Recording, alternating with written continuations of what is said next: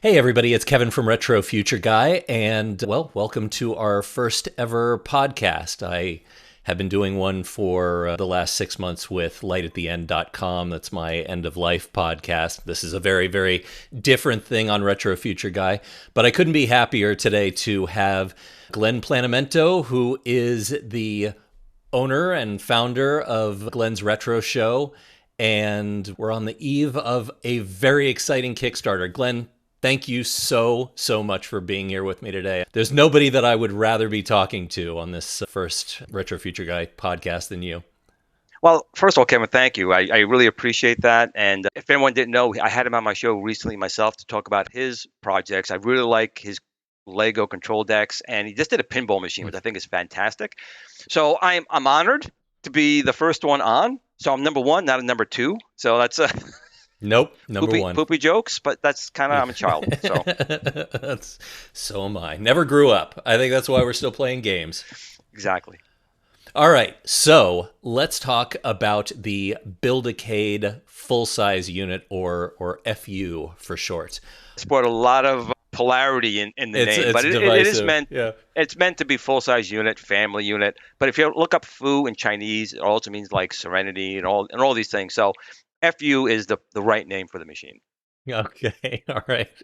Cool. A lot of these questions that I ask, some of them I know the answers to, a lot of them I don't. And they were just ones where I was like, God, I want some dedicated time with Glen where I can ask all these questions and talk about this. So again, thrilled to have you. So let's start with the fact that this is a full size unit. This is not a 3/4 scale unit that everybody has been doing for some years now. And this is such a different product, it seems. I've never personally liked those 3/4 units. They just feel too small. So 3/4 pinball, 3/4 arcade, like that stuff just doesn't do anything for me personally.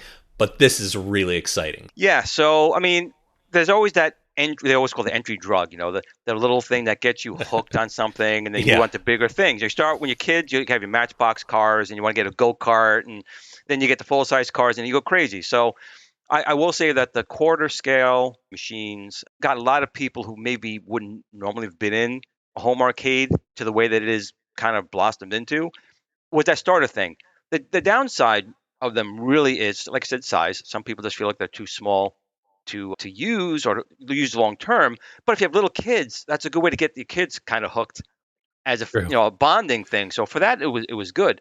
The downside is that the controllers generally are not the best quality. The screens aren't the best quality, and even the wood is not the best quality. And I know, like the first generation of arcade one-ups, the artwork, if you actually touched them, the ink came off the deck, so they had to have plexiglass come out. So there were a lot of downsides, but again, it was a good way to get involved, and also for people who may have been too scared to build their own machine, you were it was an easy starting point to mod. Like you went and bought that old Chevy Nova, right? And then you started putting in all the mods and jacks. You learned a lot.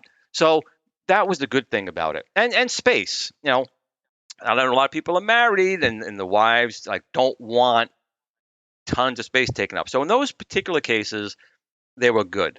Um, but there were a lot of downsides, and the majority of the downsides with the smaller ones, like I said, is the size. There are some tall people. I'm only 5'8" myself, but most guys are taller. And even with the riser, those machines were still a little bit too small, and the machines didn't really hold up well with extended gameplay.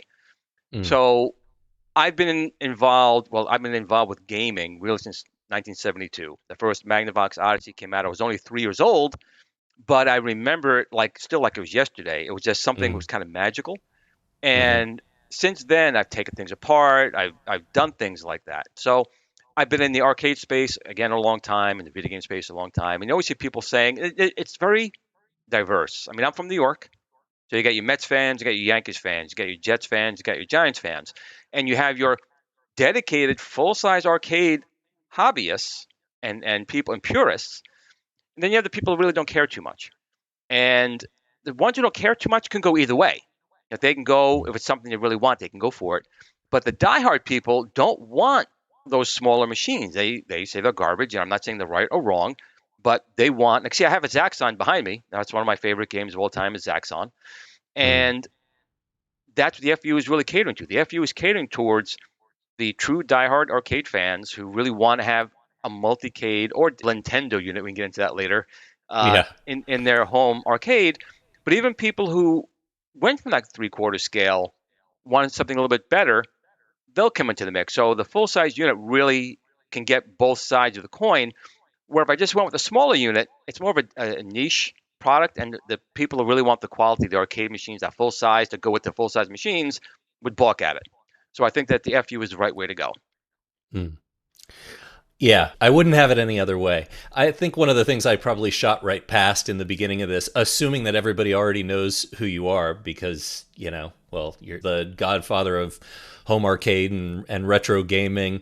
But a lot of the products that are going to be in like the controlled decks on this, and, you've got the Star Wars yoke, the Akari sticks, the 4 to 8 way converters, the Tron stick, the trackball. There's so many of these things that you personally have developed, you and your partners have developed, and they've all been such high quality that I think everybody has been really excited about the prospect of let's just have the full arcade experience, and this is that. So I'm going to sound like a fawning fanboy here, and it's not because I don't have some critical things to ask, because I actually do. It's just that I have a lot of experience with a lot of your products. I'm sort of surrounded by them. A lot of them are out of frame, but yeah, yours are in frame. Mine are out of frame. But I'm sitting here looking at my control deck that has the light up trackball, and two of the sort of Sanwa style sticks that have the restrictors on them. 3 spinners on this deck, 2 of which have the steering wheels on them, and a whole lot of other stuff, all kind of lit up like a Christmas tree. Well, that's kind of the thing. I didn't mean to cut you off there, but Yeah, no. for me, one of the big things growing up was, I liked Pong and Breakout. I have, in fact, Mm-hmm. if I can just bring it up real quick here, I built my own Yeah. 2 Pong units right here. These are 3D printed, and as one of my Build-A-Cades as a Popeye. But if you notice with Pong, they use potentiometers. They have spinners. Mm-hmm. And I was tired of all these companies coming out with, all these systems with using a joystick for playing Mm-hmm. Breakout or Pong, or like Star Wars. You have to have the right controls to really enjoy retro gaming, and that's what I'm part of. I'm part of retro gaming. I'm not really a modern gamer. I'm a retro gamer. Mm-hmm. Is that tactile interface to the game, and the controls not only have to be the right type, like a spinner or trackball or a joystick, but they also have the right feel, because that's part of that experience. The retro games are about high scores. And to get those high scores, you have to have the right interface. So fortunately, one of the things that Arcade One Up, I make this thing now where Arcade One Up and me are kind of like Sony and Nintendo. Arcade One Up kind of created me, and they also created the biggest competition in the process, when it wasn't meant to be that way. It was supposed to be partners. But in 2018, when they first came out with their Asteroids and their Centipede, there was Tempest on the Asteroids machine. Of course, there was Centipede on the Centipede cabinet, and the original spinner on that Asteroids machine was horrible. It was basically a TV dial. Now, Mm-hmm. Tempest needed a flowing, free spinning spinner where there was a clicky one. And, again, when it first came out in 2018, it was good for what it was. So that kind of led into my very first product, was the Hall Effect spinner, which is a magnetic field spinner. It spins freely, and it changed the game. And of course, did the same with the trackball to help out those type of things. And when those 2 products did very well, that gave me and my partner company, which is called T-Sticks, Mm-hmm. also known as Thunderstick Studios. They have a lot of great engineers, and they have the resources to actually, just because I have stuff in my head, I'm an erector set kind of guy, or Lego guy like you. Mm-hmm. I'm not good with the woodworking and directly Yeah. making things outside of that. So we put ourselves together, and we then came out with the Tron stick, and then the deflector button stick. Mm-hmm. And then our biggest project at the time, like you said, was the Star Wars flight yoke. Now, at the time, I didn't even know about Allen One. Now, Allen One is a one-to-one recreation of the Atari Star Wars arcade yoke. So it was the gears, but instead of being Oh. nylon, they used aluminum. So they used better gears, but it was still like $500 or $600. And if you Mm-hmm. wanted it to be USB, it was another $150. You're talking like $700 for this flight yoke. And again, I didn't know about it at the time. So I went to my team. I said, listen, we need to have a Star Wars yoke. They were like, no, Went back and forth, and I said, "What if we did a Kickstarter?" So that was our first Kickstarter we did, Hmm. and it did almost 2.5 times better than we expected it to be. Like we blew past what it was supposed to be, and as you know, that Star Wars flight was not $700-800 and another $100 for USB. It originally was 250 at the time, and I was getting it low. It was 250, and that came with working directly in the Atari arcade machine, Hmm. directly working with the arcade one up, plug it in there, and USB. So we included all the interfaces for 250 at the time. No gears, no potentiometers, all Hall effect, magnetic sensing. And then I Yeah. added joystick and mouse support, all kinds of different things.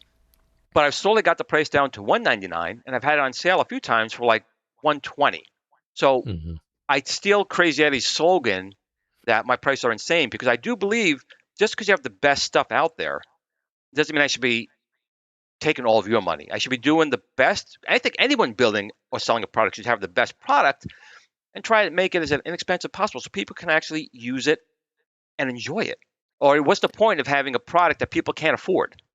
Glenn, I wish more people thought the way you do because I think that that's one of the real benefits of what GRS does is that the things are very, very reasonable.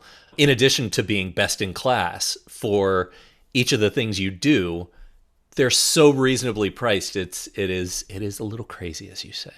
I have a lot of business partners that use my controllers in their products. Like you Mm. have, gosh, so many Polycade. Now, Polycade, which is actually Nolan Bushnell's son Tyler's company, he uses our products. X Arcade, which is going big now with their new cabinet. Those are all our Right? controllers in there. We have American Gear Company. So there's just a few New Wave Toys. I partner with them as well. I partnered a while with At Games, and of course there was the fallout with Arcade One Up. But these companies are coming to me because I have the best out there, including SNK. I mean, SNK is a huge Hmm. company with the Akari stick. I'm the only one in the world right now that makes that stick, and I made it even better than like you get more than just an 8 rotation or 12 rotation. I give you 16 rotation, free spinning, push pull, a built-in encoder. The box becomes the case for the joystick. Yeah. So, and then Sinden, one of the best light guns out there, they reached out to us as well. So when sometimes like I'm stupid on one side of the coin where I'm not making anything, but I'm not here to make money. I'm here to make you and your family and basically families get together. That's what I miss as a kid because it was a very your friends come over your house and you play these things together, and family and friends getting together for something like that to me is more important than money, I guess. Well, I really appreciate it, and it's yeah, I think it's part of the reason why I have so many of your products here. Long before we ever started talking, I mean, we talked what was it, a few weeks A ago few or a weeks month ago, ago, whatever it was. But I've been a fan of yours for a long time. The Akari stick, not to get too far off track, because we've got a lot to talk about with the full size unit. I still find it hard to call it the FU, but I get it. I bought the Akari stick recently, and it was like the last thing that I had purchased, from the store because those games like Frontline, Victory Road, Akari Warriors, Akari 3, like those were not my favorite games in the arcade. And so I'd held off for a while, and then I do want the ability, with the deck that I described that's behind me, that's got everything attached to it, including the Star Wars flight yoke. I wanted the ability to do everything in it, so I was like, oh, let me just find a way to put the Akari stick in it, which is a weekend project. But I picked that up, and part of it is that it's on a ridiculous sale on the Thunderstick Studios website, so it's like half off or something like that. So it was a crazy good deal, made it even easier to get it for whatever it was, 50 bucks or 60 bucks. it was 50. It is a steal. And I did not think that I was going to think that. I picked it up, and just the fact that the box turns, it's a completely functional, very, very thick cardboard box with nice kind of laminated graphics on it. Wow, so good. But that entire thing, start to finish, really just raised the bar in a way that I have never seen another company do that with a home arcade product. And I was like stunned by it. Most companies Yeah. just want to slap it together and get the product out. And I forgot to mention before, one of the things was since I started building the controllers and making the best of that, you're starting small, and I've slowly Hmm. been building up. Or these other companies just they'll get this part. Does it work? Is it good enough? Push it out Yeah. the door, charge 5 times the price of what we got to pay for it, and that's it. Well, that's not how I do it. But Hmm. like you said, that Akari stick right now, the price is literally insane. I hope Crazy doesn't come after me for stealing his logo, but that's it. But again, that Akari stick, you can use it for so many other things. You could put the free spinner top and play Tempest on it, or Breakout or Arkanoid. It works great for those type of things. Fighter Yeah. games. You want to play Street Fighter? You can do that too. It does all those type of games. Yeah. I was stunned. I really didn't think it was going to work well for any of those things. And it turns out it's really good at all of them and very, very easy to switch between the two of them with essentially just, one screw and 5 minutes of time or something like that to swap them out. Anyway, I could talk about that as an entirely separate thing, but let's get into, the meat of this thing because I am super excited about it. So, the construction of this, it's MDF. It's like Pure two real different.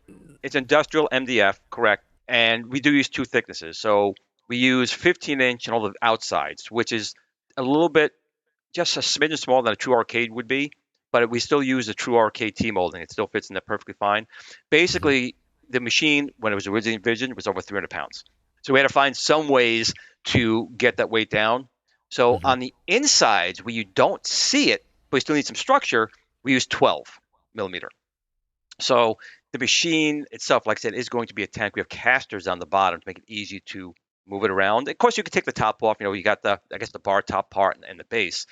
But as a full unit right now, it gets about 203 or 4 pounds now. So it's not going to move when you're playing it. It will feel and sound, and if you lean on it, it'll react like a real arcade machine would.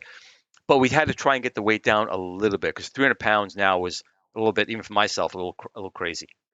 Yeah, yeah, and probably would have made shipping, Even twice worse. again as expensive. Yeah, so that's actually really exciting. So the innards of this thing are 12 millimeter thick. That's for things like the drawers and for the Shelving in the back of the it, internal. stuff Yeah. along those lines. But even that MDF is an industrial MDF. It's not like the MDF you would get like an arcade one, a particle board type of stuff. It's a much stronger stuff. Now, originally, it was going to be out of real wood. Hmm. That was the original concept, actual wood, just like the arcades would be. Something I did not know, and I found out during this whole process, was when you're shipping a pure, true wood product between countries, you have to get all the special approvals because Oh, I technically didn't know that either. an insect or a mold could be in the wood and get across the country lines. I'm like, you gotta be kidding me, really? So it turned Mm. out that to do that would have just made it incredibly expensive, the permits and things you needed to get, Hmm. which I thought was, again, crazy. Yeah. But a lot of arcades still use, and like my Zaxxon, a lot of it is MDF. It's a little bit thicker than the FU is, but not by much. But again, real arcade T molding is on it and it fits perfectly. So that's all that mattered to me. Okay. So the unit is going to ship just in black. It doesn't have any art on it, but you can add whatever you want. Is that accurate? Great. It's got the laminate on the outsides like you get with like high quality furniture. It actually Hmm. looks really nice in black. I gotta admit, I'm probably keeping mine black. Is Probably that right? Okay. I'm probably gonna do that. Just 'cause it looks sleek with chrome T molding. I like the At Games Legends Ultimate, which came with a T molding that was chrome, but theirs was just taped on, and in time it just all fell off. So I Hmm. do like that. But of course, everyone knows me. I buy one to put in a bag, and I keep another one out. So I'll probably get another one that I'll probably will do in a cabinet style design that I want. I haven't decided what it would be yet. That's the thing. There's so many machines. So I said this before, and I'm going to say it again. My ultimate goal still is we're getting close. I want a OLED screen that we could put on the sides of the unit. So when you pick the game, not only the top marquee changes, but the side artwork on the entire machine would change. So I have a Oh my Build-A-Cade gosh. right here. This is a little Build-A-Cade. So when you pick the games, you can get Al Link's display. So it'll play, let's say, Mortal Kombat or Pac-Man as you pick Yeah. the games. My ultimate goal is these sides will do the same thing.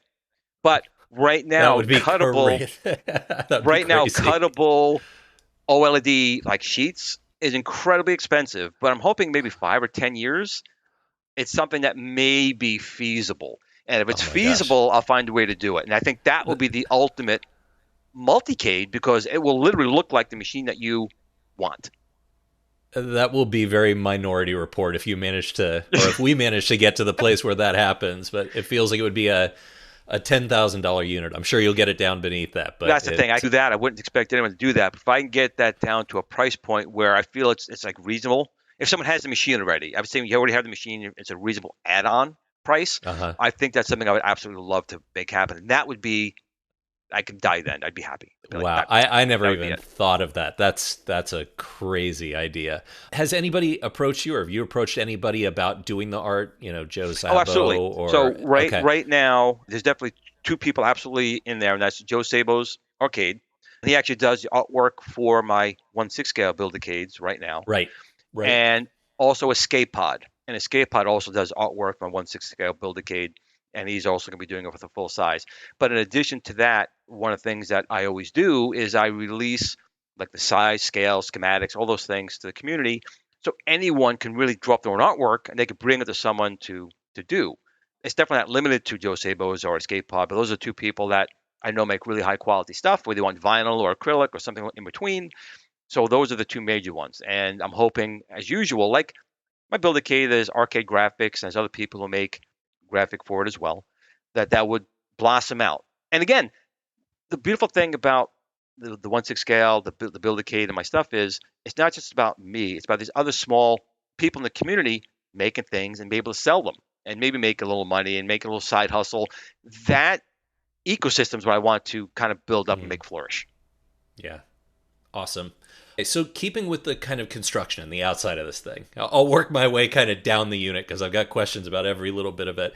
But tell me about the Glentendo hood, and then I see on the Kickstarter it, which incidentally, I mean, I'll refer to this later, and probably everybody who's watching this knows already that that launches on Wednesday, June, is it 25th? 25th, So this coming 9 p.m. Wednesday, sharp.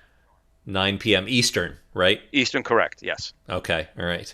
So I was going to say the Glentendo hood, or I think that may be the same thing as the DK hood Yes. that I've seen. Okay, that is the Yes. same thing. The rationale behind that is that some of the arcade, all these arcade machines had different styles to them, but Right. they basically were either very slanted or very, Right. very So rectangular and squared off. And so, this is the 1/6 scale Build-A-Cade, but the full size unit is on the same basic shape. So this is what it would look like. So the Glentendo hood is a piece that'll fit in here, and I'll bring this up again real quick if I can find it now. Pink. So you can see the pop-by unit. So this is the same machine I have in my hand, but with that piece, it makes it look like a Nintendo style cabinet. And it's just easy, it slides in and clips in here, and that's it. so is that going to be, how's that going to be stabilized for the full size unit? Basically, it slots in, and there are two Okay. screws that'll hold it inside, and that's why, like originally, like my screen electronically rotates. So Hmm. if you wanted to change the aspect ratio, horizontal to vertical, it wouldn't matter having the hood. My team was like, we can make it, they turn it by hand, or you can go in there, grab it, and like turn it. I said, no, I will not have someone go with a regular like CRT stand and just go like Hmm. this. It says no. It's got to do it all by itself. It's going to be electronically controlled by game, or Hmm. you could press a button to change it. But once the hood's on there, you really can't take it off, especially if you put artwork on there. Once you put artwork on there, that hood's not going to be coming off. Right. But you can still take out the plexiglass. You can still get in that way to clean it and stuff like that. But once you put the hood on, you Okay. probably don't want to take it off. Okay, you just actually hit a few things that I wanted to talk about, which was one, is there even plexiglass Yes. or glass or the ability to Both have put in glass? plexiglass. Okay. Plexiglass on the standard unit. So even the Build-A-Cade has plexiglass there and then the screen. So you still have that plexiglass, but you have that. Now, when I build mine that way, I still leave that plexiglass there because it keeps the screen dust free, I guess. And I Hmm. put the other one on. But it's up to you if you want to do that. You think you'd have the ability to slot in actual glass if you wanted that rather than the plex? Yes, yeah. You should Yeah. be able to do that. Okay. I did that with once upon a time when I was starting my pinball journey, I think I started with an at games unit, and it came with plexiglass. I was just like, this is impossible to clean without it getting scuffed or scratching, and so I almost immediately put glass on it instead. It makes a Ordered big like a difference custom on. piece of glass. Yeah, on my arcades, I have two. They came with plexiglass, but they called it tempered glass. It was not tempered glass. It was regular glass. But they called it tempered glass. But it does make a difference. Like I said, especially in cleaning, you'll get little swirl marks in there. It's just, again, raises the Right. bar for the quality of it. Yeah, yeah. Okay, so you just talked about, well, a couple of things, but one of them being there is, and I was thinking that it was automatic or manual to rotate this, but it's all essentially automatic for No, you can do the. both. Oh, you can. Okay. All Yes. right. So the Viper Venom, which is my SBC, will be Mm-hmm. connected to the 19-inch mechanism. So there'll be an option in arcade that you can flag it, saying this game, I want it to be horizontal, this one to be vertical. So when you pick that game in the future, the screen will go automatically when you play, and the joystick gate restrictors will lock in those modes as well. But there will be a button as well. So if you don't want to bother with that, you just want to press a button to have it do that, you can do that. Okay. Very cool. And also, you answered another question that I had for later about the single board computer, the Viper that's in it, with whether or not that's supported rotate. Or I guess it's probably not happening at the board level. It's probably more a It's software software level. level, an Software arcade level. We're OS. using. I happen to have a. This is a regular Viper here. It's not my new Venom, but if I can get out here for a second. All these little connectors on here. My God, I got so many Uh, things I was testing before the show here. So this uh, is my regular Viper. This is an SB a 3566 rock chip, and it runs the arcade operating system. But you can see we have GPIO pins up here. So we'll be connecting to those GPIO pins, and there are sensors in the screen as well. There are two sensors that notes where the screen is in the mix. And the Viper will have, software running in the background. When it senses it, it'll stop the screen. Now, the 26-inch screen is not electronically rotating, but you could still take it out, turn it, and put it in, and there will be a switch there as well. So that switch will tell the Viper you just moved your screen. So even the 26-inch will automatically rotate in the oh, that's software. interesting. My team is like, really? I'm like, yeah. I mean, why not? I mean, some people may want that option. I'd rather give them the option and be there, and rather than not have the option and wish it was something there. So even the 26-inch, the software will be aware of which angle that 26-inch screen is in. I don't think Is people there are going to be doing that, but it'll be I there. wouldn't. Yeah. Is that an accelerometer based thing that There it it's knows it'll what be the a orientation is? momentary switch. It's a momentary switch in both spots. Oh, Uh, almost like a push button switch on your regular push buttons.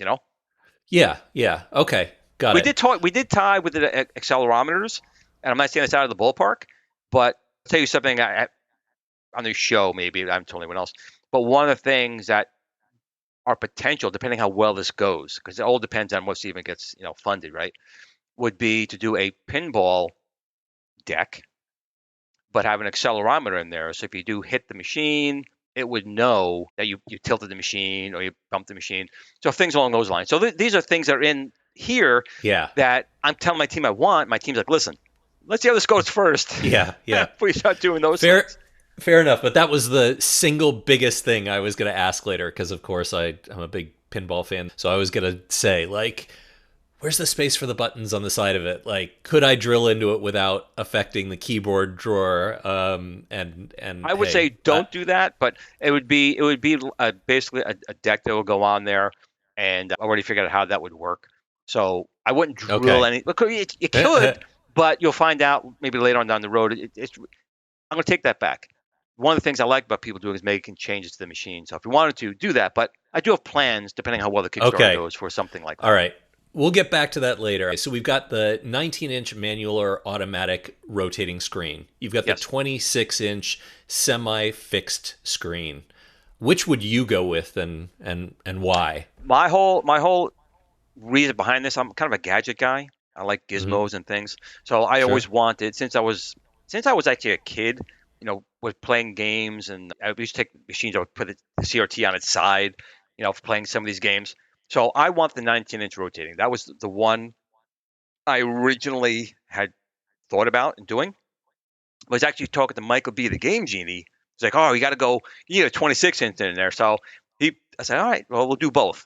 And so that kind of brought that 26-inch Unico. Now, I have to admit that 26-inch Unico is quite nice. It literally takes up almost the entire field of view in there, so it's a beautiful screen. And actually, if you play a vertical game on the 26-inch, it looks like a 19-inch in the vertical mode. So it kind of could work both ways, right? There's something about seeing a screen actually go zoop, It is zoop. super cool for sure. It just I had me actually am giddy. more excited about the 26-inch personally, but I Yep, a think lot of that people are. the technology is amazing. So what's the resolution going to be like on each of these screens? The Is it going to be full HD? it'll be 1080p screens in both. Okay, Now the Viper and the Viper Venom can support 4K. The Venom could do 8K, but obviously the screens themselves will not do that. So, sure. but the potential's there in the SBC hardware. To be I don't honest, know. most of the Maybe games people will be playing out that I'm thinking about are retro games. You don't need ultra high D, but right. you could stream Steam. You could put in a full PC with 4K video card in there, but that you have to either run at 1080p or you would have to change out the screen, which I think is probably overkill. But you could, Mhm. in theory, put your own PC. In fact, we have a whole bay in the back dedicated for putting in a computer if you wanted to put that in there and not use the Viper.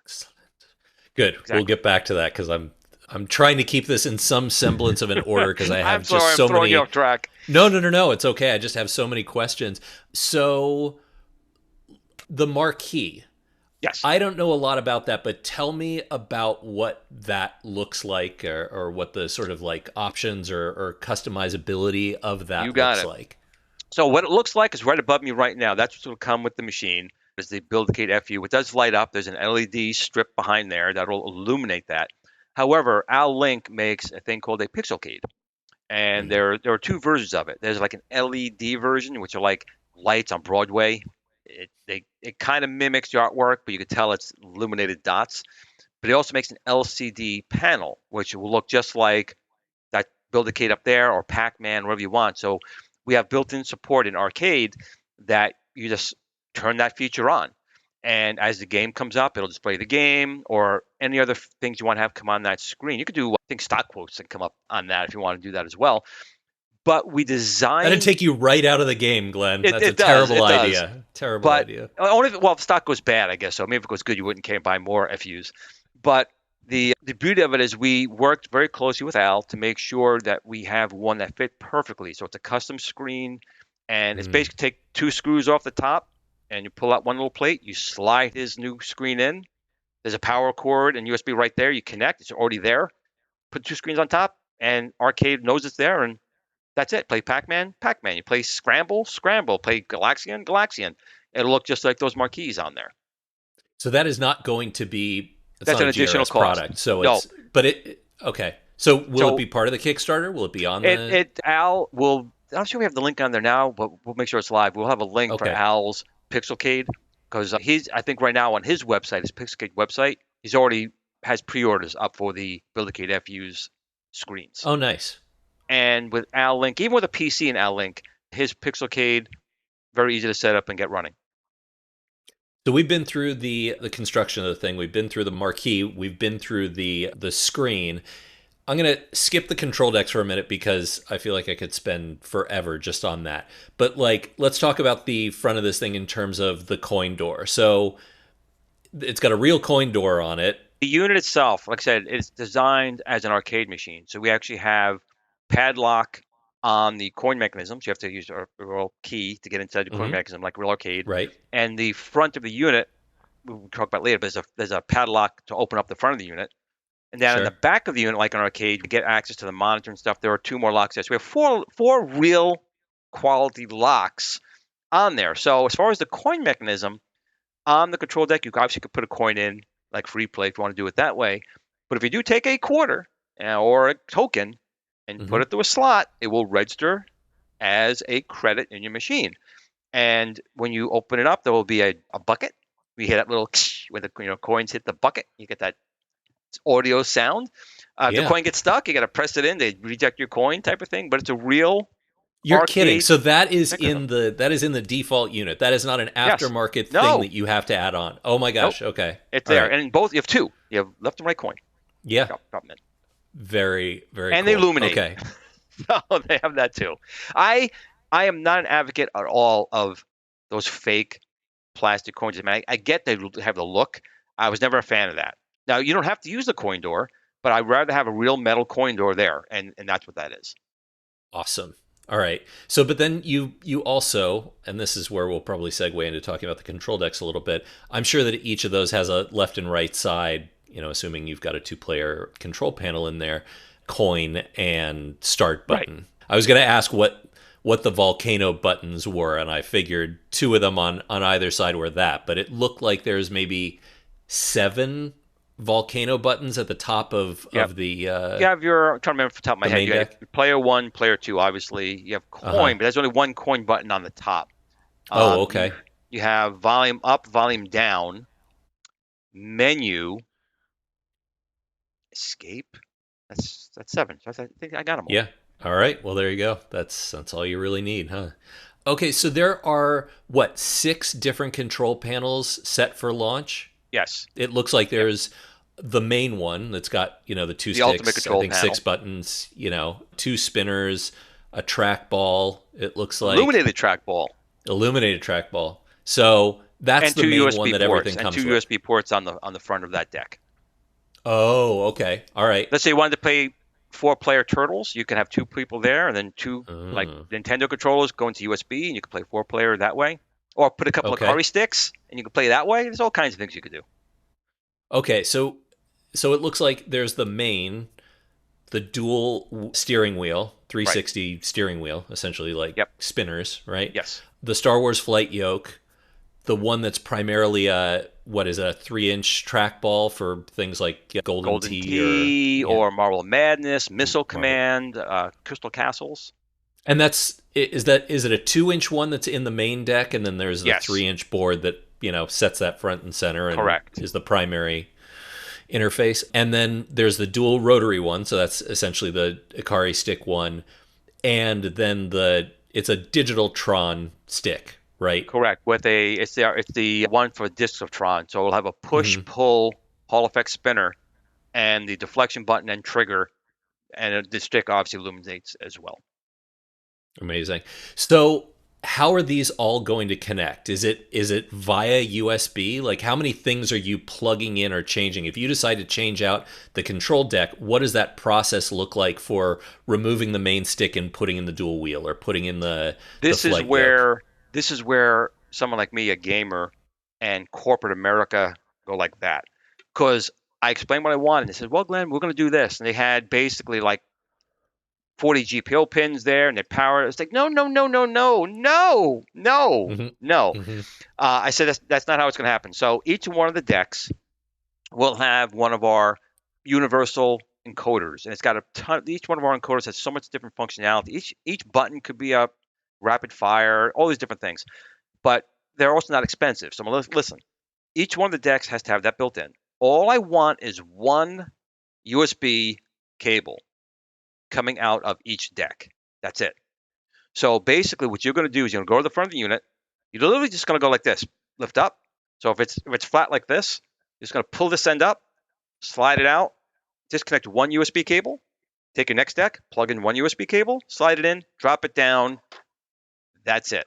That is crazy. And I think that is one of the things I'm most excited about. And I feel like people won't appreciate just how amazing that is until they try and swap things around. And if people are like me, where they want to do that constantly, then having just one thing that you're doing as opposed to pulling out a bunch of different pins is going to be a total game changer.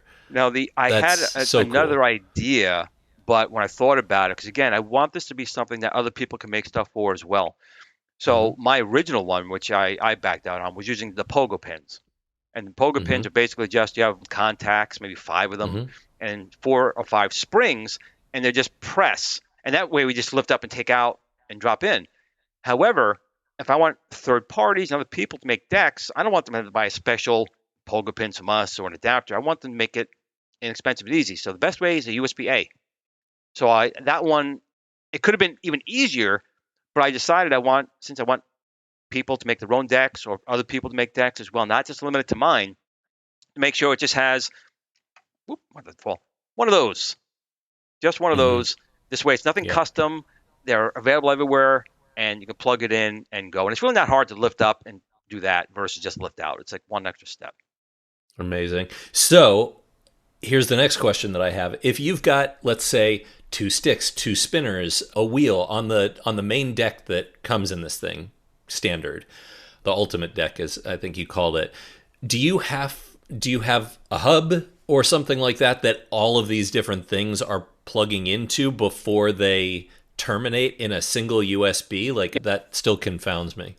Yes. So inside each one of the decks will have the encoder built in. So the best way to think about it is, if anyone had like an arcade one up, when you ever took apart their decks, they had a plastic cover on the bottom. We'll do the same thing with a plastic cover enclosing everything.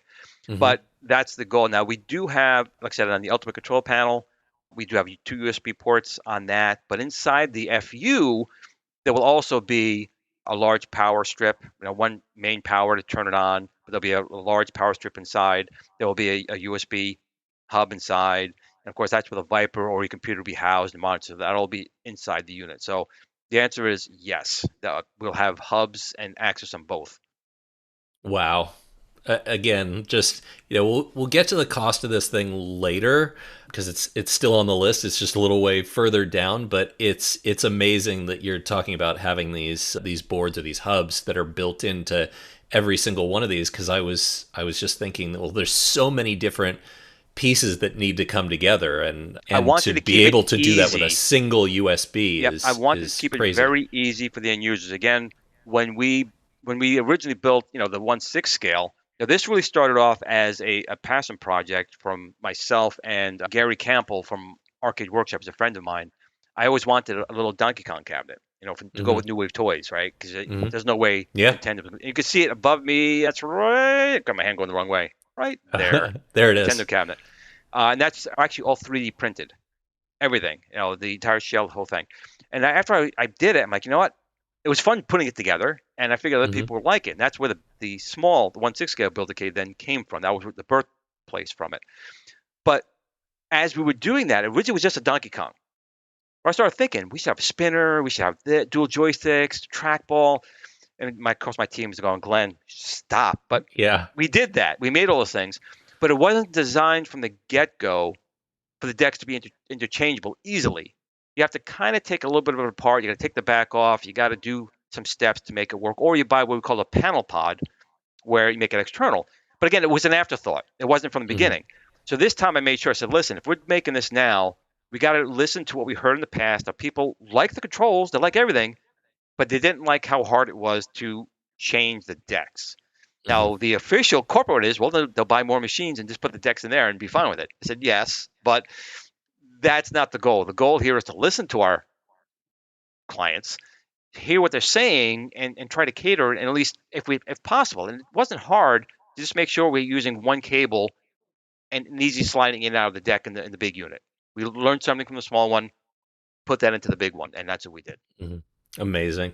And so then you also have, I think I read on the Kickstarter that each of the sticks on the ultimate, the default one, comes with the 4 to 8 way switch in it. So I'm assuming that the green lit up, illuminated buttons that you see on the Kickstarter are those switches, although maybe they're the screen rotating thing, or maybe One both. one one would be the screen rotating, but the other one, yes. So we had partnered with a gentleman, TOS, and so these are called the GRS TOS gate restrictors, and they work on our joysticks are SandWalk compatible to begin with. They're SandWalk compatible joysticks. Mhm. So we have those gate switches with how are servo driven, and we have a secondary one that can work on the Tron GRS Tron stick or the Akari sticks. So that Mhm. the Tron stick and Akari stick have the same type of base.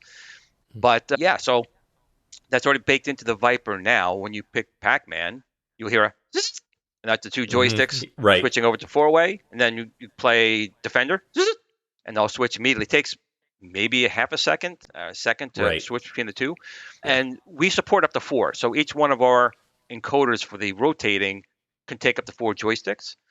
And again, you could do it manually. You may say, no, I want to play Pac-Man more hard. Or Donkey Kong, and you can put an 8-way mode. Or you want to cheat on your friend and put his in that mode or something like that and make him screw up. But you can do it either way. So Viper could control it, but you can also do it manually. Yeah. I'm sure most people know this already, but I'll just say it anyway. Like the benefit of the 4 to 8-way changing thing is just some of those old games were meant for just the kind of 4 cardinal directions. And so trying to use an 8-way on Ms. Pac-Man or Donkey Kong, you can have just a bunch of phantom presses, or it doesn't do what you want it to do because you're actually hitting a diagonal that it's not prepared for a 4-way game. And then 8-way is everything else that a lot of games that came after then would have. But the Lego unit that I did, my sort of ultimate combo one, has on the back of it the 4 to 8-way thing because it was so necessary for the Sanwa stick to have the ability and even to that's do inexpensive. both of them. The gate restrictor, it's like super cheap to begin as well. It's not expensive. It's just how much functionality is plugged into these decks, particularly that main one. Is just it's nuts. Had a lot of arguments. I'm trying to find a different way to say it. Yeah. I had a lot of arguments with my team to make sure. Like I said, if I'm building something, I want it to be something that I would want. And I'm assuming and hoping that people would want the same type of thing. So I fight very hard for that and make it affordable. Awesome. Will the Tron stick, which is available in the flight deck control panel, will that have the 4 to 8-way restrictor? No, that will not. That will not. We do include manual gates on there, but that can be added on. Again, it's a very inexpensive piece to add. Yeah. Well, I've already got it personally, so I'm okay.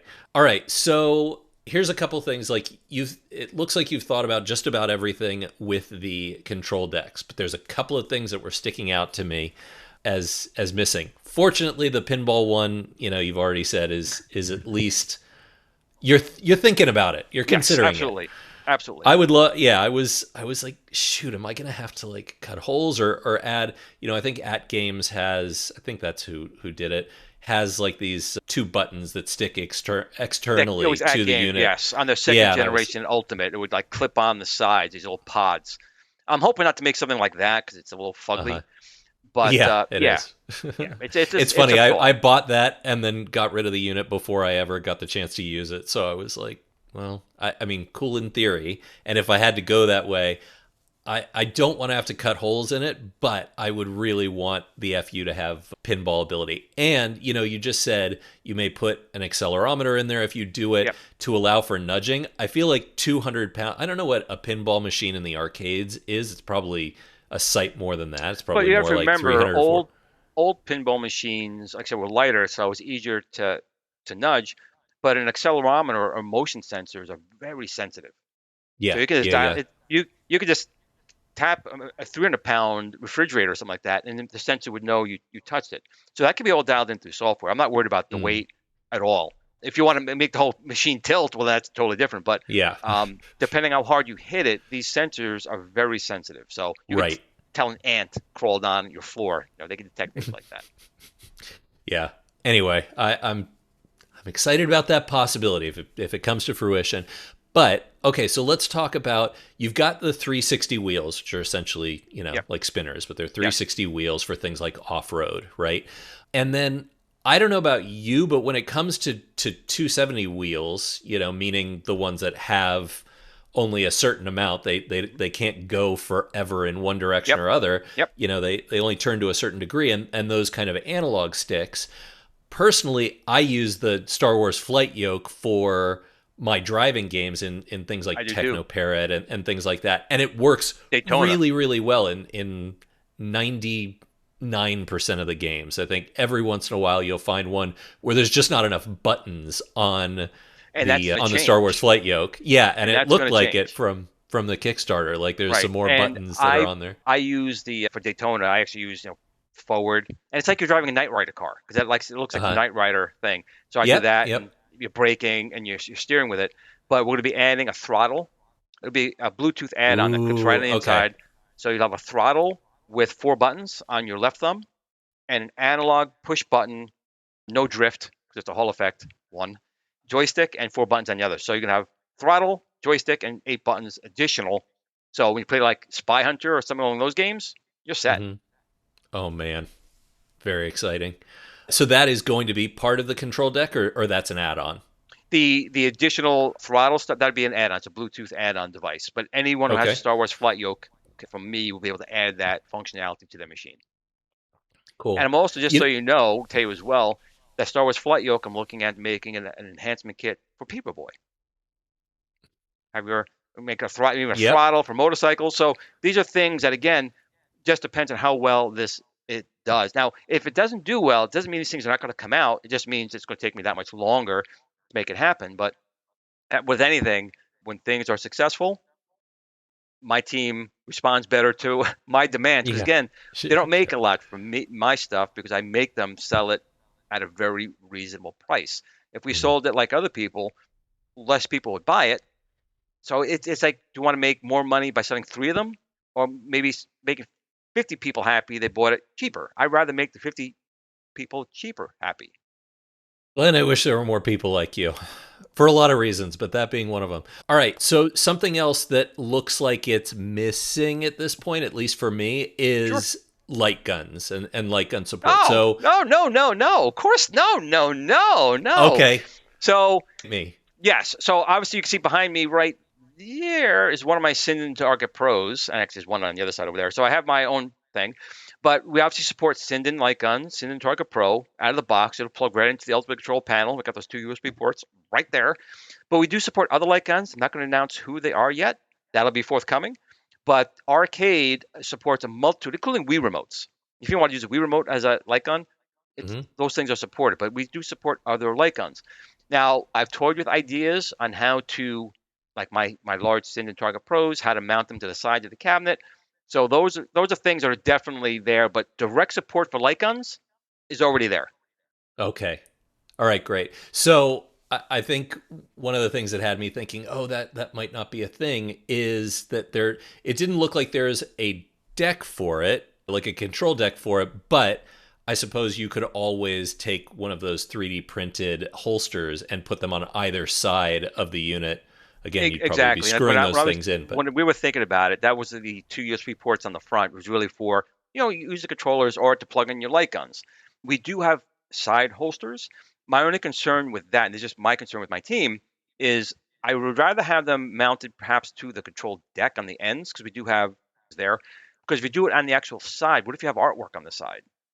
You're now going to have to either make a hole where that thread is to mount those hmm, things. So I'm yeah. not a fan of that. So that's, again, still, we have time. There's Kickstarter. There's a lot of things still going on behind the scenes, but there's also the possibility of, if you wanted just a light gun cabinet, take out the deck and you put in almost like Big Buck Hunter, where the guns would Mhm. actually sit, in the front. There's all kinds of things you could do. I just wasn't a fan of when my team came out with the side mounted ones because, again, with artwork on there, I don't want to ruin the look of the side of the cabinet. But again, that's still in the air. But light Okay. guns, absolutely, still a Okay. thing. So the angle of the screen you don't think is going to be a problem for the Sinden or any other light gun because it's Definitely going not the to. Sinden light guns. Again, I'm not a fan of the Wii remotes, those type of things. No, ones that use IR. I don't have any to personally test, but I know the arcade team has. But I really don't think the angle really would be a problem. I mean, that one I can't answer fully on that. I'll definitely with the Okay. Sinden, which I think is the best anyway, whether it's mine or true Sindens. There's no issue with the angle of the screen. It works great. Hmm. Okay.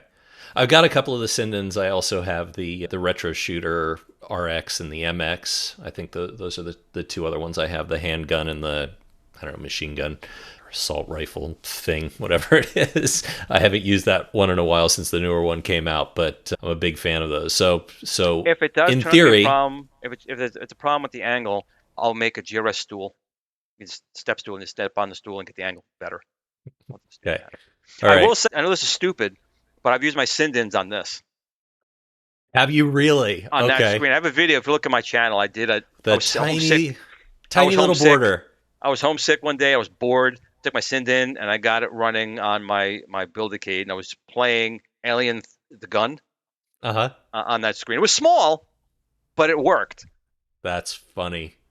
All right, amazing. So I don't know whether this has been an idea of yours already. Surely it has. But one of the things that I was thinking, because on the Kickstarter it showed each of the control panels, and I think when you get into the top tier, get everything as sort of like one bundle. The one thing that I was, besides the pinball, obviously, which we talked about, and potentially gun holsters, whatever.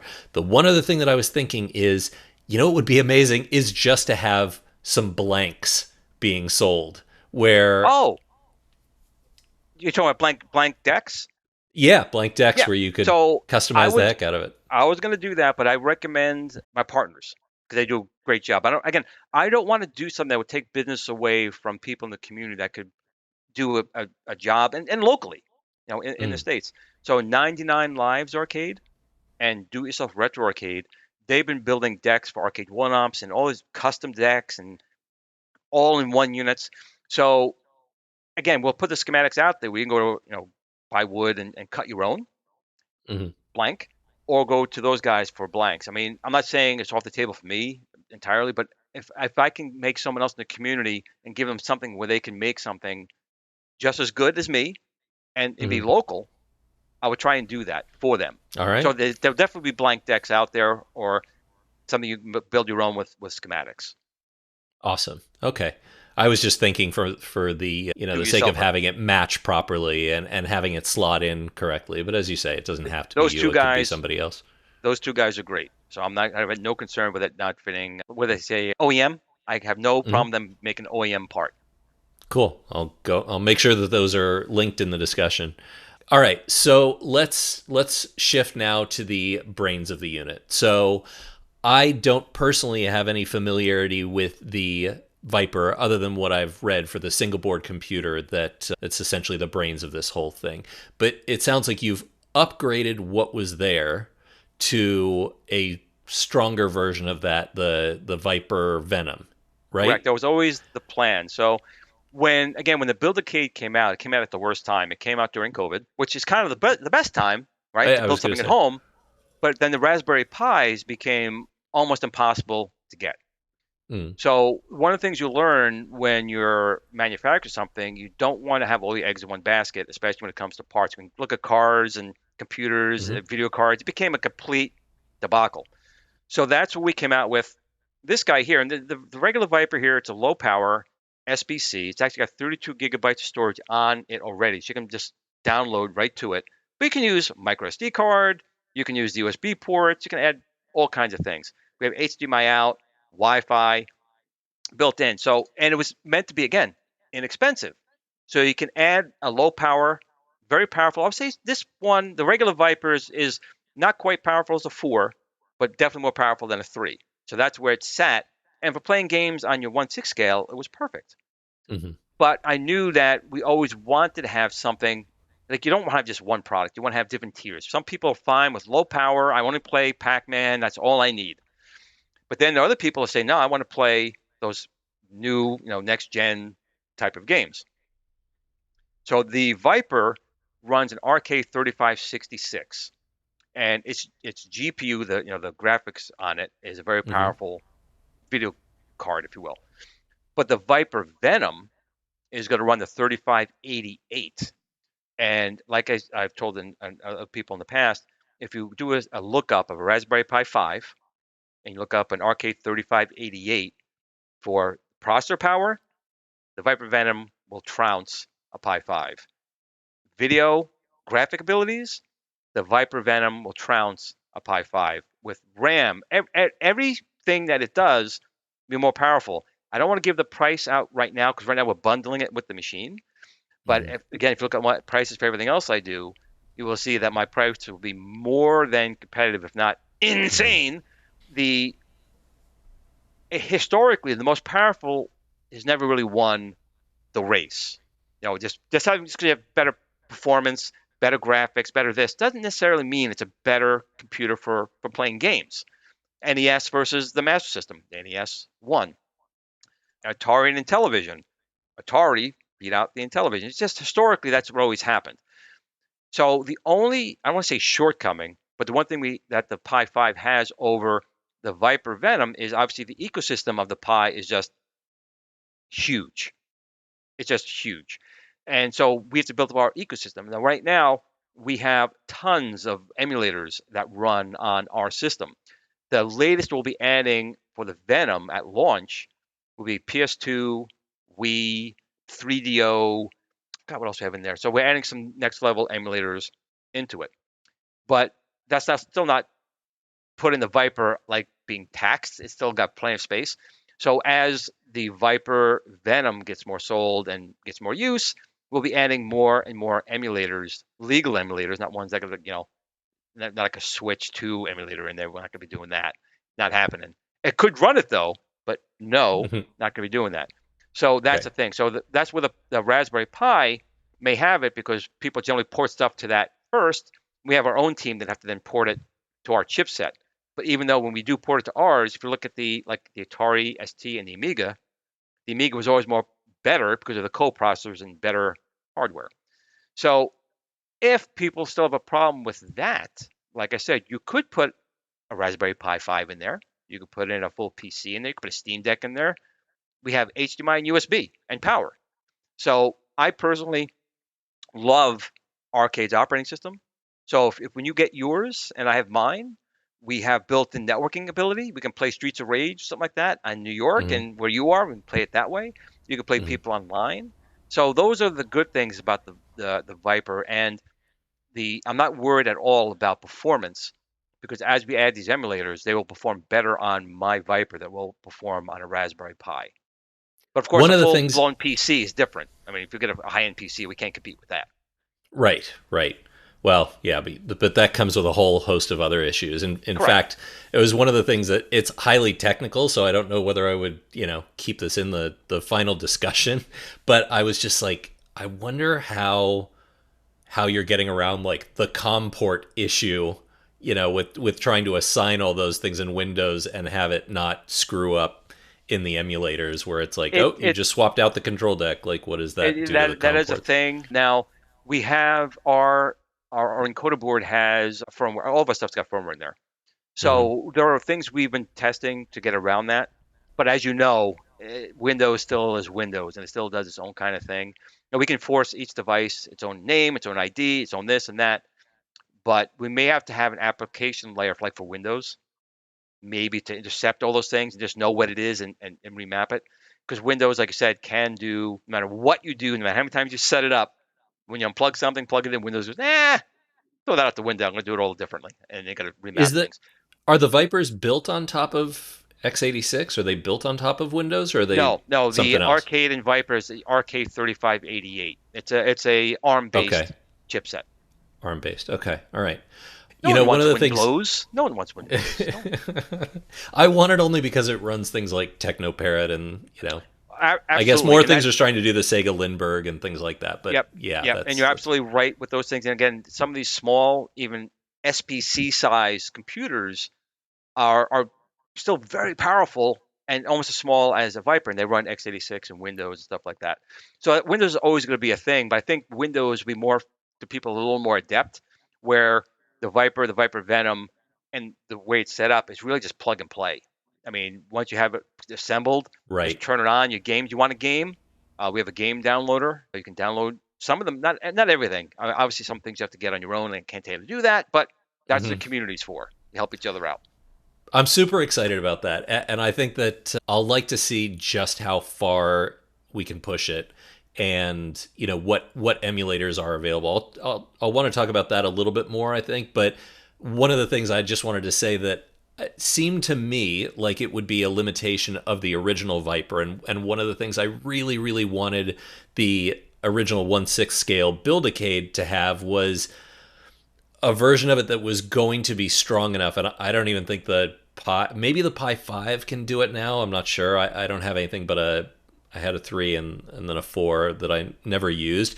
But I really wanted it to get to the point where it could play Killer Instinct and Killer Instinct 2 as sort of the most taxing, at least as far as I was aware, of like the original kind of MAME game. So I wanted to be able to play those, and I knew that Raspberry Pi 3 and 4 couldn't do that. I So when I think saw that this had there's a Nintendo ROM. I think it's a Nintendo ROM that's like really close to it's not the arcade though, but it was someone in my Build-A-Cade, the 1/6 scale Build-A-Cade group has Killer Instinct running on a Pi in a Build-A-Cade. yeah, I'll see if I can look. not the same. Not the It same. does. Killer It's not the Instinct Gold arcade. on the N64 or whatever is not Yep, the it's not same. the The same. But I SNES not will the same. say that the Viper Venom is more than capable of running it because, like I said, it has been running on a Pi 5 Uh-huh. fairly well.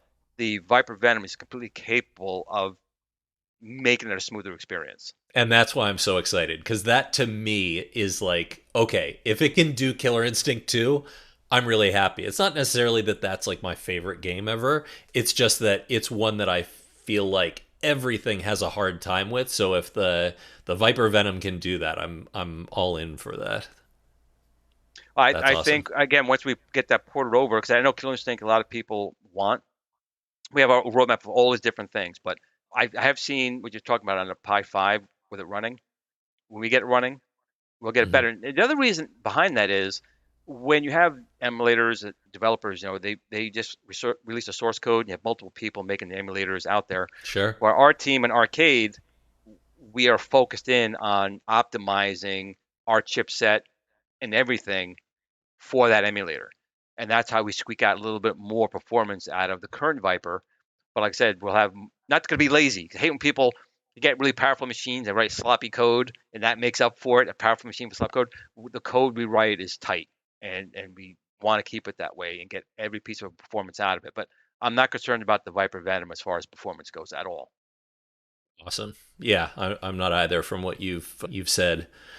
All right, so moving into the kind of storage, I thought it was so cool that the Kickstarter indicated that the body of this thing has the room for three of those control decks that you use most to fit inside the unit. I just thought, of course, it should have that, but I think you're the only person who would think to do that.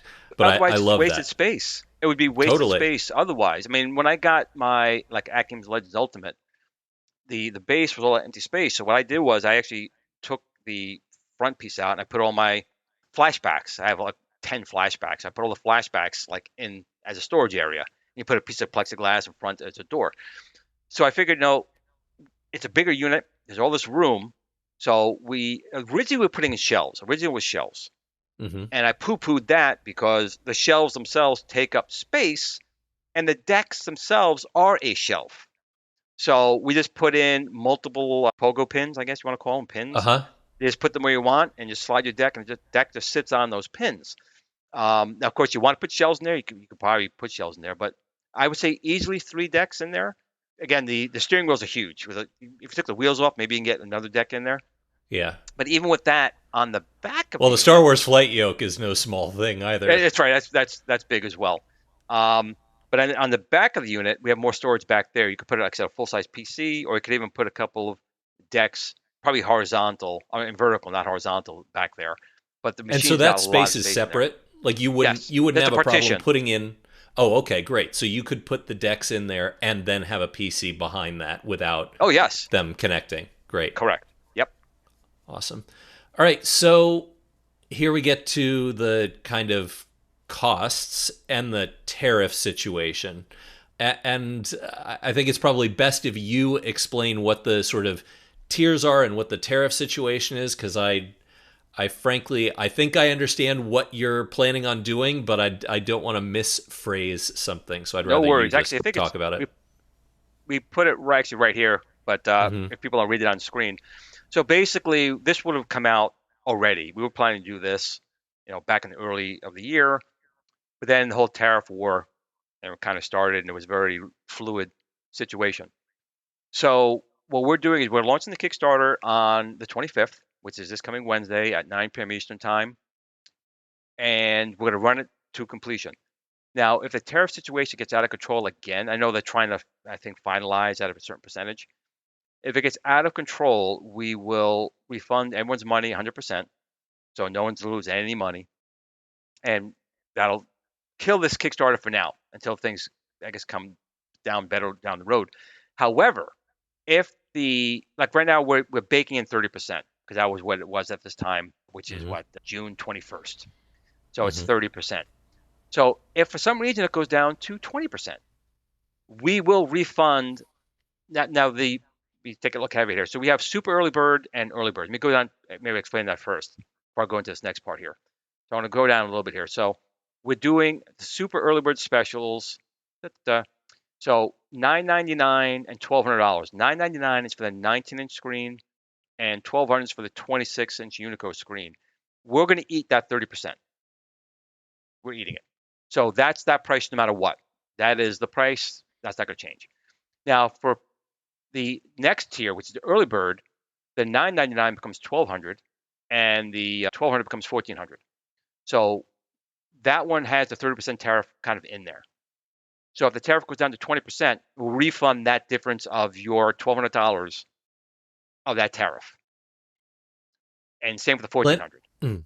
Glenn, sorry to interrupt you. Is the super early bird for a certain amount of time or a certain number of units? Units. So Okay. that's what I'm saying. If you at 9 p.m. Eastern time on the 25th, there'll be 100 999 Build-A-Cade FUs with the 19-inch screen, that rotates the ultimate control panel, and you will get a free 1/6 scale Build-A-Cade along with it. Which is awesome. I love And that. that's 100 of those and 100 of the Unico. Same deal. You get a Build-A-Cade, the full-size FU, and the Unico screen for 1,200. That's once 100 units of each are done, that becomes closed, and this becomes a standard package. And this package has that 30% tariff in there.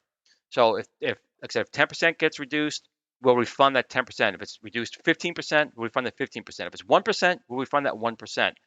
If it doesn't go down, then that's it. But the point I'm trying to make is that we're not trying to milk anyone. If the tariff goes down, we will refund as much of that tariff that goes down. I don't think it's going to happen personally. I don't. But I wanted to make sure and be clear about that if that does in fact happen, I will refund that part of the tariff that got reduced. Mm-hmm. Now, on the other side of the coin, if the tariff gets up really too much to where we can't eat it, we will cancel the Kickstarter. I'm not going to say, nope, guess what? Tariff went up 50%. I got to charge another Mm-hmm. whatever. I don't want to do that. So we will end up canceling the Kickstarter, and then we'll come back maybe when things get better. But the whole Yeah. point of the FU, the whole point of this unit was to give you arcade quality, the best you can get at an unbelievable price. And I don't want you now paying for tariffs and stuff on top of that. That was never intended to be in this. That's not Mm-hmm. my goal. So I would rather not do this than fleece, people but wanting to support me for a tariff. That to me is just wrong. Again, I think this is just you and is kind of a credit to your oh, how do I phrase this? Well, it's a credit to the way that you view the community and your place in it, and respect for the customers that you have, because I think that everybody else who uses Kickstarter would just be like, all right, well, I'm keeping that money, or Well, now you've got to pay. I only backed one Kickstarter myself personally, and they ripped me off for $1,200. It was Yeah. for a robot lawnmower, and they Uh-huh. disappeared and took my Uh-huh. $1,200. So Yep. that's something again I experienced, Mm-hmm. and when we started selling products, we started on Amazon for a reason, so people could build up trust for us. And Mm-hmm. we weren't dealing with a website; you're dealing with Amazon, and it was totally safe. And we have the highest ratings on Amazon. In fact, the only bad rating it has are for people who bought the wrong thing and blame me for it. I mean, how's that my Yeah. fault? But in any case, um, same thing with the Kickstarter. We already did a Kickstarter for the Star Wars yoke, so people Mm-hmm. see we've been on Kickstarter before, Yeah. and it Yeah. did extremely well. So I said, for this, I don't want to. We toyed between going just to our website and doing a pre-order, but again, it's a lot of money, and I want people to feel safe. And I think with Kickstarter here, it adds a layer of transparency. Transparency, if I'm saying that right, Mm-hmm. with people, and see that we've done it before, and it went well. So I Yeah. just wanted to make people feel safe. I think they do anyway with my stuff, but again, I try to think like a person spending, again, as much of a value this is. It's still $1,000 or $1,200 or 14. It's still not hamburger money. It's still a lot of Yep. money, and I just want people to know that I'm going to do my best to make sure everything is safe and goes the right way. Yeah. Yeah. I really respect that. So, what are the shipping costs likely to be on top of this? Good question. And about 6 months ago, because people are asking, when we were originally launching the Kickstarter before the tariffs hit in, Uh-huh. we talked to a lot of our business partners. We do ship all over the world. We do. Now, what do want to add real quickly that originally this was a worldwide Kickstarter originally, but with the tariffs the way that they are, this Kickstarter is USA only. Oh, okay. So Hawaii is involved, Alaska, continental, and all 52 states. You know, that's part of the Kickstarter. Unfortunately, outside of the USA right now, I'm not saying it's off the table, but it's just not involved in this Kickstarter right now. So I want to just Mm. curb that. I do know we had a lot of people from outside, like Australia and England and all these other countries, Canada. But for right now, just because everything the way it is, I want to make sure you get the best price. So USA only. So now with that being said, Okay. 6 months ago we did this, and based on the weight and everything like that, shipping was $200 in the States. That was 6 months ago. Now fuel prices change, airfare, all these things are always in flux. So I'm saying Hmm. the $200 is a guesstimate or a Glenstimate, if you want. So with the Glintendo stuff. So I would say you got to figure roughly that. We won't know All the right. final price obviously till shipping. Shipping is not included, but that is a good estimate. Now, if you look up anything close to this, like the pinball machines you get, they can charge 150 to 250 on these type of shipping. So it's very fair for what this is and the weight. Now, of Okay. course, if you And go these are all in with all the decks, it's going to be more than that because obviously the decks are going to weigh more. So maybe $300 for that type of thing. But that's no matter what you buy, there's always going to be a shipping charge. It's just mhm. how it is. And these are going to ship as essentially flat packs that you put together like IKEA furniture, Correct. It'll be just a higher very quality. easy, very easy to do. Again, if you ever built an arcade one up, and I got some flack, but I want it all assembled. If it came assembled, which we did think about, that was the original concept for my team. We just ship you a built machine. The shipping charges were Yeah, it would have been astronomical. $1,500 for the Yeah, shipping. it was crazy. So it's that's no good. But the whole point of the Build-A-Cade and doing this from my standpoint is half the fun, at least I find half the fun, is assembling it and seeing how everything connects, how things work as you're putting it together. The 1/6 scale Build-A-Cade is fully STEM certified for education. Now I'm not saying the FU is going to be that, but I do think part of the fun is assembling it and seeing the finished product you built with your hands, or you and your Sure. family, you and your kids, you and your sons and daughters putting this together with you is half the fun. Like Hmm. Legos, right? So that's There it. you So go. it's going to come flat pack. Now, certain parts will be pre-assembled. The ultimate control deck and the decks will be pre-assembled. The rotating monitor mount will be pre-assembled. The Unico will be in its mount pre-assembled, but everything else will be flat packed and put together.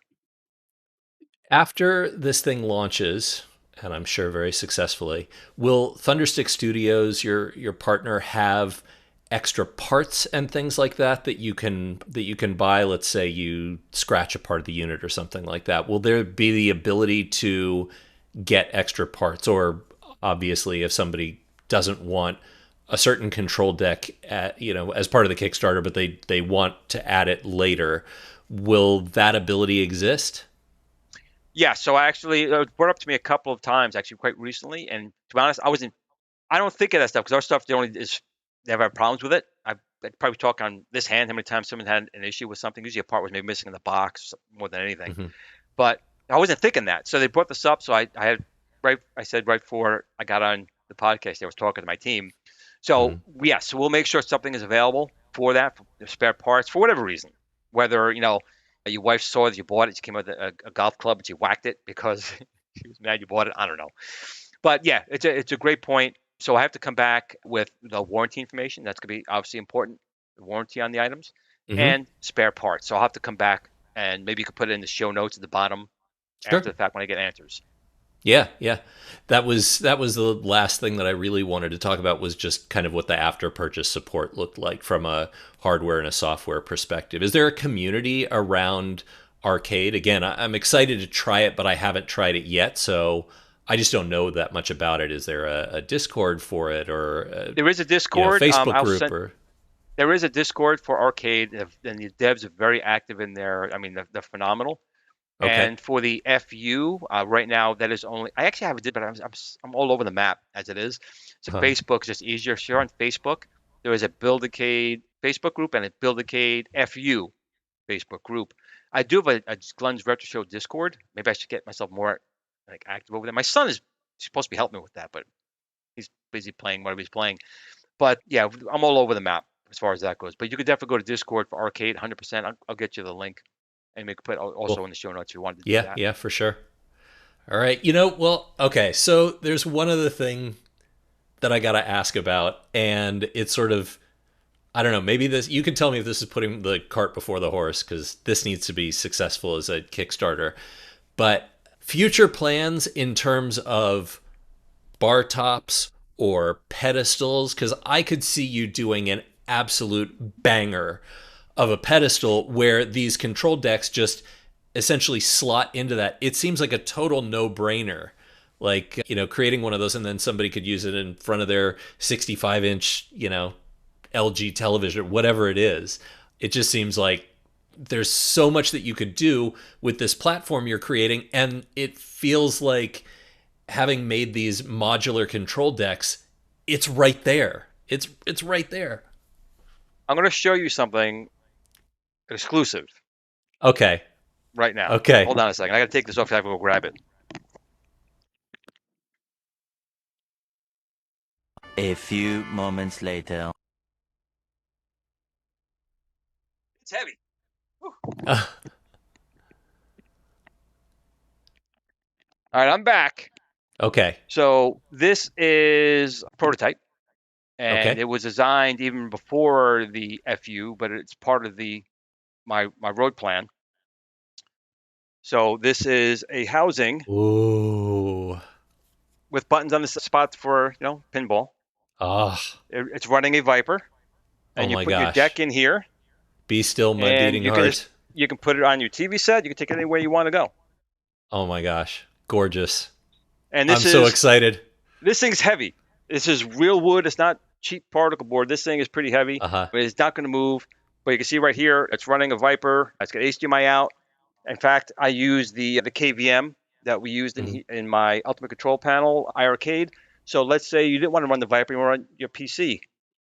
So there's USB and HDMI in, and used my switcher, and it switches from my computer to the external computer, and all the controls and everything work on that, and vice versa. So the answer to your question was, you just got an exclusive. I wasn't going to show anyone, but I just did here. So there you go. All right, there I go. So essentially, you could have the control deck housing that has the Viper in it, and then you just are sort of through a single USB. You could. Oh my gosh, that is epic. I mean, for me, it just makes it so much more portable. I mean, you've said that thing is very heavy, but that's part of the reason that I did this like Lego deck back here, because I was like, well, let me see if I could stick a single board computer in there, or could I make this thing light enough yet sturdy enough that I could have it just sitting on my lap, because there's so many sticks out there, but there's not ones that have all the things I want to do. But if you had something that you were able to just kind of slot in what you feel like playing at the time, if you want to do something with a wheel, if you want to do something with the Star Wars flight yoke or something like that, having something like that would be next level. So is that something that... Go ahead. This is still in the roadmap. It really depends on, again, how well FU does. This will still come out eventually, but again, like I said, we have so many things planned and more ideas, stuff coming out that we're working on. So it'll definitely come out at some point. Now, I'll tell you something else. The original thing with the FU that my team beat me out on, they wouldn't let me do it, was what I wanted to do was, when you open up the coin door, right, you had pogo pins, and you would take your Viper Venom Build-A-Cade, put it in the door, sit it down, and it would fire up the brains of your FU. Then when you wanted to go to your friend's house, you took it with you. So it's like a big, it's like a switch, basically. Oh, it'll still give you the 1/6 scale with the FU anyway. But that was just another idea. So I have all these ideas. Sometimes I win, sometimes I lose. Yeah, I'm not surprised that was one. Again, for me, I'm more excited to have the stronger version of the Viper in there so that it can play. Oh, that would the Viper Venom will work in the regular 1/6 scale. Is it not too large for it? No. It's about the size of a regular Raspberry Pi 4 or 5, and that will fit. So that was the other key thing. So we would have put a Venom in a Build-A-Cade, and you would just dock it. So maybe for FU2, FU version 2. Very We can do cool. something along those lines, or do an expansion Yeah. kit. Because I still think All it's a right. neat idea to just It is go a to your very friend's neat house and take idea. it with you. Okay. But we'll see. All right. Geez, anything we didn't cover? We covered a lot. I think that's it. It's just that, again, if you are interested, it's this Wednesday, which is June 25th, 9 p.m. Eastern Time. And if you're not interested in actually buying it, if you just spread this little podcast out and tell your friends about it, that's key for me, is just getting the word out, really. Mm-hmm.